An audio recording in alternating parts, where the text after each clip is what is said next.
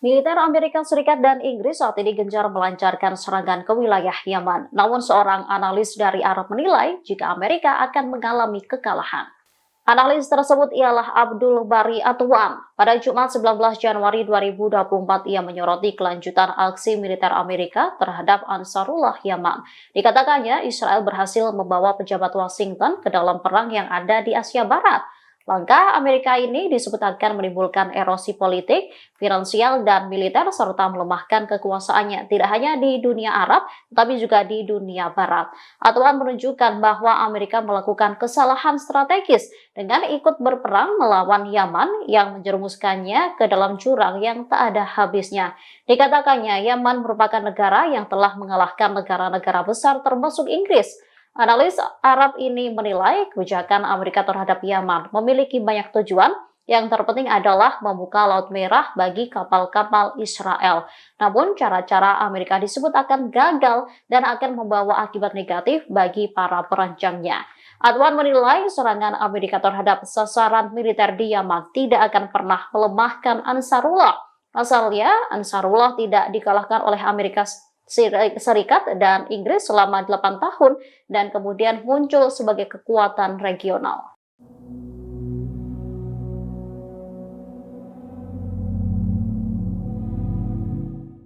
Pernyataan terbaru Perdana Menteri rezim Zionis Benjamin Netanyahu yang menentang pengakuan negara Palestina merdeka memicu reaksi keras di negara-negara barat. Penolakan Netanyahu ini dinilai bisa melemahkan dukungan terhadap Israel. Pada Kamis 18 Januari 2024, PM Netanyahu secara resmi mengumumkan penentangan terhadap pembentukan negara merdeka Palestina setelah berakhirnya Perang Gaza. Menurutnya, semua tanah di sebelah barat Sungai Yordan harus berada di bawah kendali keamanan Israel. Pernyataan Netanyahu itu langsung mengundang reaksi keras dari sejumlah pihak. Sementara itu, Brendan O'Hara, juru bicara hubungan luar negeri Partai Nasional Skotlandia, meminta para pemimpin dua partai utama Inggris untuk mengakui negara merdeka Palestina sesegera mungkin. Dikutip dari Pars Today, kelompok legislator Yahudi di DPR Amerika Serikat turut menentang keputusan Netanyahu. Joseph Borrell, Kepala Kebijakan Luar Negeri Uni Eropa, juga menuduh Perdana Menteri Israel menggagalkan upaya penyelesaian konflik dengan Palestina. Di sisi lain, Perdana Menteri Belanda Mark Rutte menuntut Netanyahu mengurangi kekerasan saat melakukan panggilan telepon. Sebelumnya, Rutte juga meminta Israel menahan diri dan segera mengizinkan lebih banyak bantuan dikirim ke Gaza.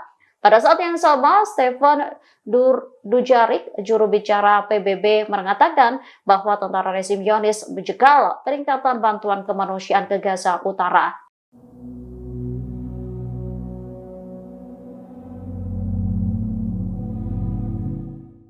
Seorang warga Amerika Serikat terbunuh oleh tembakan tentara Israel di tepi barat. Pihak Israel pun saat ini tengah menyelidiki insiden tersebut. Kabar ini disampaikan oleh kantor berita Palestina Wafa pada Jumat 19 Januari 2024. Warga Amerika yang terbunuh itu ialah Taufik Hafez Ajak, 17 tahun. Korban tewas setelah terkena peluru tentara rezim Zionis. Tidak lama setelah itu, Departemen Luar Negeri Amerika Serikat mengonfirmasi terbunuhnya warga negara itu di tepi barat dan meminta penjelasan terkait insiden ini dari Israel. Juru bicara Angkatan Bersenjata Israel mengungkap kronologi pembunuhan itu. Ia mengatakan seorang perwira polisi dan seorang pemukim Zionis melepaskan tembakan ke seorang warga Palestina yang diduga melemparkan batu di wilayah Al-Masra, Al-Sharhiyah, tepi barat. Angkatan Bersenjata rezim Zionis mengumumkan saat ini tengah melakukan penyelidikan kasus penembakan seorang tentara Israel ke warga Amerika Serikat. Bahkan polisi Israel juga sudah memulai investigasi.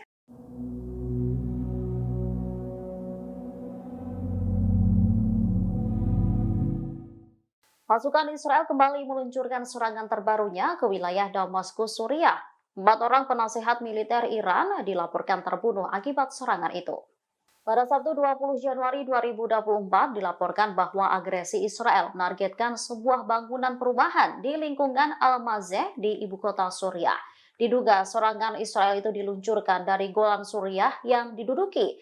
Serangan yang dilakukan menggunakan jet-jet tempur itu menyebabkan runtuhnya seluruh bangunan.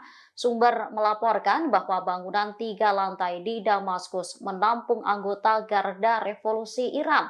Dikutip dari Pars Today, IRGC mengumumkan dalam sebuah pernyataan bahwa 4 penasihat militer Iran tewas dalam agresi Israel di Damaskus. Mereka yang terbunuh ialah Hojatullah Omidfar, Ali Aga Zadeh, Hussein Muhammadi, dan Said Karimi. Selain itu, sejumlah warga setempat juga dilaporkan terbunuh dan mengalami luka-luka. Perwakilan Jihad Islam Palestina di Suriah, Ismail Al-Sindawi, turut merespon soal serangan Israel itu. Dirinya menegaskan semua pemimpin PJI di Damaskus baik-baik saja. Disebutkan tak satupun kantor mereka yang menjadi target serangan. Download Tribun X sekarang, menghadirkan lokal menjadi Indonesia.